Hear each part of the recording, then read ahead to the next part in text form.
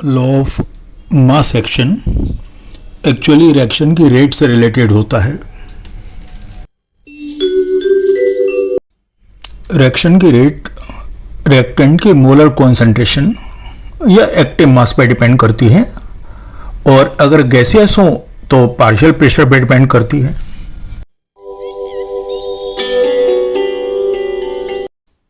तो सामने स्क्रीन पे एक रिएक्शन है जिसमें ए और बी से सी और डी बन रहे हैं और बाद में रिवर्स होके वापस ए और बी बन रहे हैं।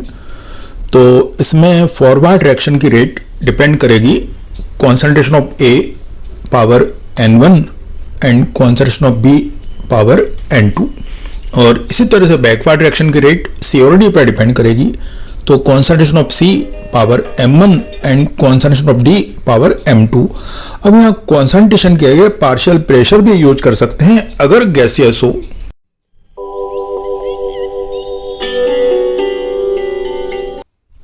रिएक्शन क्वोशिएंट निकाला जाता है प्रोडक्ट अपॉन रिएक्टेंट से, concentration of product upon concentration of reactant, और यहाँ पर भी पार्शियल प्रेशर यूज कर सकते हैं।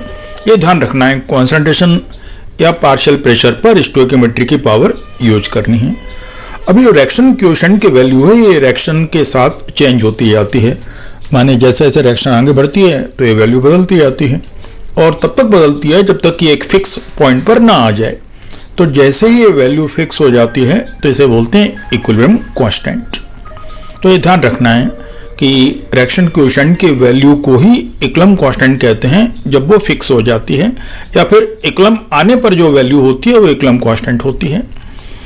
अब Q का वैल्यू यानी रिएक्शन क्वोशिएंट का वैल्यू इक्विलिब्रियम कांस्टेंट से कम या ज़्यादा या बराबर हो सकता है।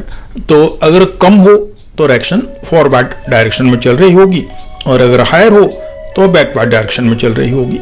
और जब Q की वैल्यू इक्विलिब्रियम कांस्टेंट के बराबर होगी तो डेफिनेटली उस समय इक्विलिब्रियम होगा। KF अपॉन KB माने फॉरवर्ड और बैकवर्ड डायरेक्शन के रेट कांस्टेंट का रेशियो इक्विलिब्रियम कांस्टेंट के इक्वल होता है। अब ये फार्मूला इंपॉर्टेंट है क्योंकि इस पर भी ऑब्जेक्टिव फॉर्म हो जाता है। ये तीन वैल्यू हैं, कोई दो वैल्यू दी गई हो तो थर्ड अननोन वैल्यू हमको निकालनी पड़ेगी।